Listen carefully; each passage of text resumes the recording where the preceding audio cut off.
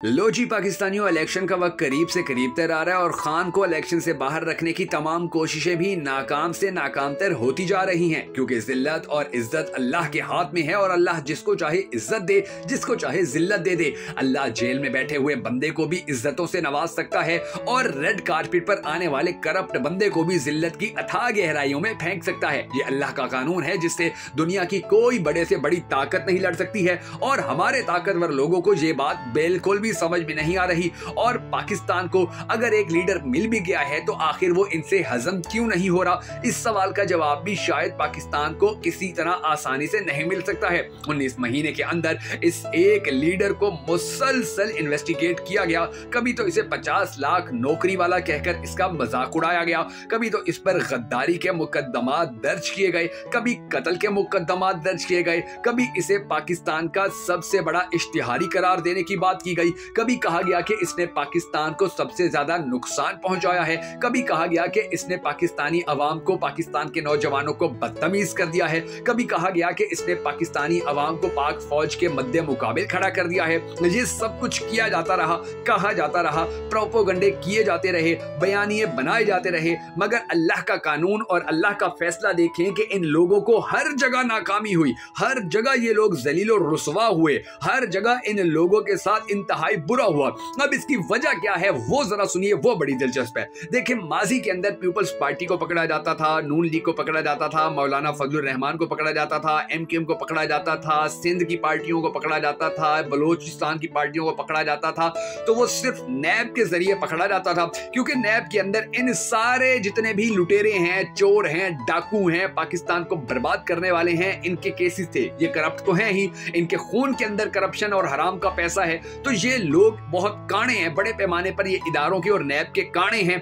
और नैब तो फिर एक ऐसा इदारा है पाकिस्तान का कि जिसको सिर्फ और सिर्फ पॉलिटिकल इंजीनियरिंग करने के लिए बनाया गया है। लेकिन ये पॉलिटिकल इंजीनियरिंग करने का माहिर और गुरु गंटाल माना जाने वाला नैब जैसा इदारा भी इमरान खान के आगे घुटने टेक चुका है, इमरान खान के आगे लेट चुका है, इमरान खान के आगे अब इनकी नहीं चल रही है। और अब अल्हम्दुलिल्लाह सुम अल्हम्दुलिल्लाह नैब की जानिब से जो अब एक और बड़ा केस अल-कादिर ट्रस्ट नामी बनाया गया था इमरान खान के खिलाफ, वो भी हवा में उड़ गया है और मुकम्मल तौर पर खान की आजादी का परवाना आने में अब कम तरीन वक्त रह गया है। आज की इस वीडियो के अंदर मैं आपको बहुत बड़ी बड़ी खुशखबरियां सुनाने जा रहा हूं, मगर उससे पहले हम सबको अल्लाह तबारक व तआला के हुजूर गिड़गिड़ा कर ये दुआ करनी है कि हमारे पाक परवरदिगार हमारे मुल्क के हालात के ऊपर रहम फरमा, हमारे मुल्क के हालात को बेहतर कर, पाकिस्तान का अगला वजीर आजम उस शख्स को बना के जिससे ये पाकिस्तानी कौम बड़ी टूट कर मोहब्बत करती है और वो भी पाकिस्तानी कौम से बड़ी टूट कर मोहब्बत करता है। अगर आप भी हम सबके साथ मिलकर इस दुआ में शामिल होना चाहें तो कमेंट सेक्शन के अंदर आमीन जरूर लिख दीजिएगा। मैं हूं शकील हैदर और आप देख रहे हैं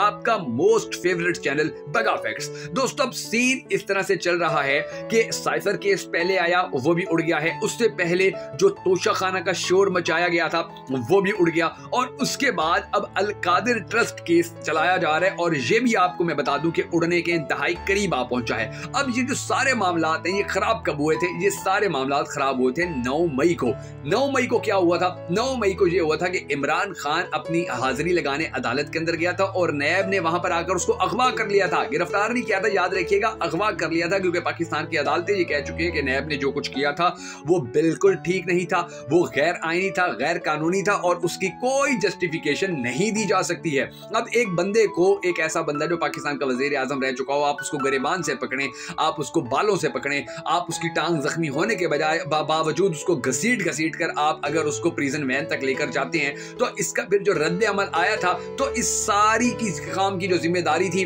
वो नैब के ऊपर जाती है। और अब ये बिल्कुल क्लियर हो चुका है कि नैब का जो 9 मई का मास्टरमाइंड था वो कोई और इदारा, जो कोई और इंटेलिजेंस एजेंसी नहीं थी, वो सिर्फ और सिर्फ नैब था। नैब ने ही ये सब कुछ किया था और नैब की वजह से ही आज पाकिस्तान बदतरीन क्राइसिस का शिकार है। मगर आप ये याद रखिएगा कि नैब ने ये जो काम किया था उसका फायदा नैब को नहीं हुआ, उसका फायदा नून लीग को नहीं हुआ, इमरान खान को हुआ और मुसलसल होता चला जा रहा है। अब इस सारी सिचुएशन के अंदर, इन सारे मामलात के अंदर जो नई डेवलपमेंट सामने आई है वो ये है कि अल-कादिर ट्रस्ट केस भी मुकम्मल तौर पर बढ़ गया है और ऐसा बड़ा है कि ये फिर सौखा निकलेगा नहीं, आसानी से बाहर नहीं निकल सकेगा। साइफर केस भी उड़ चुका है, तोशा खाना केस भी उड़ चुका है, अल-कादिर ट्रस्ट केस के अंदर नवाब इमरान खान की जो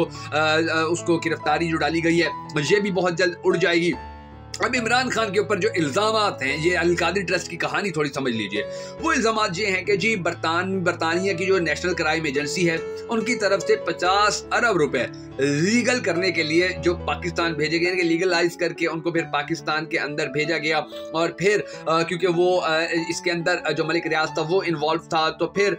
उससे जो जुर्माना था उसके एवज अरबों रुपए की जो ज़मीन थी वो ली गई थी। और वो ज़मीन के बारे में वो फिर उस पर अल कादिर ट्रस्ट यूनिवर्सिटी बनाई गई। फिर उसके अंदर बच्चे इस्लामी यूनिवर्सिटी है, इस्लामी तालीम हासिल कर रहे हैं, मुफ्त यूनिवर्सिटी वो बनाई गई है। हुकूमत का भी एक टका नहीं लगा था। तो अब इस केस के अंदर सीन इन लोगों ने ये चलाया, तो इन लोगों ने ये कहा, इन लोगों ने इल्ज़ाम ये लगाया कि जी वो जो 50 अरब रुपए लीगलाइज करके यहाँ भेजे गए और फिर वो जो अराजी मलिक रियाज से लिखवाई गई थी, अब उस अराजी के अंदर से जो इमरान खान था उसने और जो उसकी बीवी थी उसने अपने नाम बहुत बड़े पैमाने पर ज़मीन लिखवा ली, बहुत बड़े पैमाने पर पैसा इस्तेमाल किया। और ये उसके अंदर जो केस के अंदर जो सबसे बड़ा इल्ज़ाम था वो खान के ऊपर ये इल्ज़ाम लगाया गया था। अब जो सुप्रीम कोर्ट के मौजूदा जज साहब हैं, जो हमारे बड़े काबिल एहतराम जज हैं, उनके बारे में जो नून लीग प्रोपोगंडा करती रही कि जी ये आएंगे तो हमारे सारे प्रॉब्लम सॉल्व हो जाएंगे, प्रॉब्लम सॉल्व हो गए हैं, इसमें कोई शक नहीं है। जो हमारे चीफ जस्टिस साहब हैं उन्होंने नून लीग की काफी सारी उम्मीदें पूरी की हैं और उनको भी नहीं पता था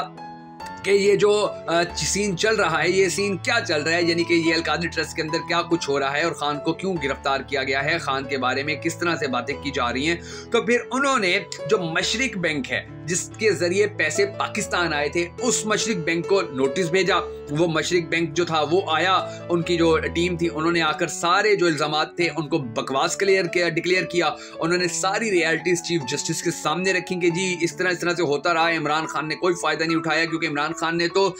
जो वहां पर जब ये एग्रीमेंट हुआ था तो उसके अंदर तो इमरान खान ने बाकायदा तौर पर ये लिखवा लिया था कि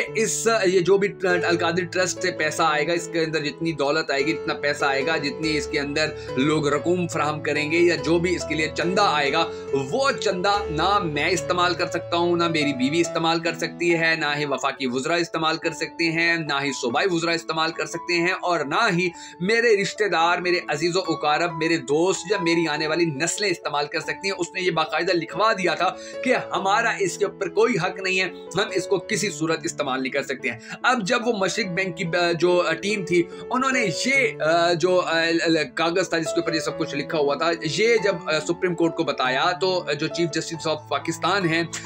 उन्होंने फिर इसके ऊपर बड़ा हैरानगी का इजहार किया। उन्होंने कहा कि जी ये कैसे हो गया, ये तो मुझे किसी ने बताया ही नहीं हुआ था, और इस तरह तो कुछ हो ही, ये तो इल्जाम जितने भी थे इमरान खान के ऊपर वो सारे गलत साबित हो रहे हैं। तो अब आप बहुत जल्द ये खबर सुनने जा रहे हैं कि जो अल कादिर ट्रस्ट, इनकी जो आखिरी सबसे बड़ी और सबसे ज्यादा मेहनत से इन्होंने जो कोशिश की थी कि किसी न किसी तरीके से इमरान खान को फंसाया जाए, अल कादिर ट्रस्ट जो केस जो बनाया गया था उसके जरिए इमरान खान को फंसाने की जो ये कोशिश कर रहे थे, वो सारी धरी की धरी रह गई हैं। बहुत जल्द पाकिस्तानी कौम ये खुशखबरी सुनने जा रही है कि जी इमरान खान के ऊपर जो अल कादिर ट्रस्ट केस बनाया गया था वो भी उड़ गया है, जिस तरह साइफर केस उड़ गया, जिस तरह तोशाखाना केस उड़ गया। अब इस केस के अंदर से भी कुछ नहीं निकल रहा है, इसके अंदर भी खान की जमानत मंजूर हो गई है और खान बहुत जल्द जेल से बाहर आ रहा है। पाकिस्तानी कौम इंशाल्लाह ये खुशखबरी बहुत जल्द सुनने जा रही है, क्योंकि बहुत बड़े बड़े माने पे जो तब्दीलियां हैं वो आ रही हैं। जो जिन लोगों ने नून लीग को फुल सपोर्ट किया था, जिन लोगों ने नून लीग नवाज शरीफ के लिए रेड कारपेट बिछाया था, जिन लोगों ने इदारों से उसको रिलैक्सेशन लेकर दी थी,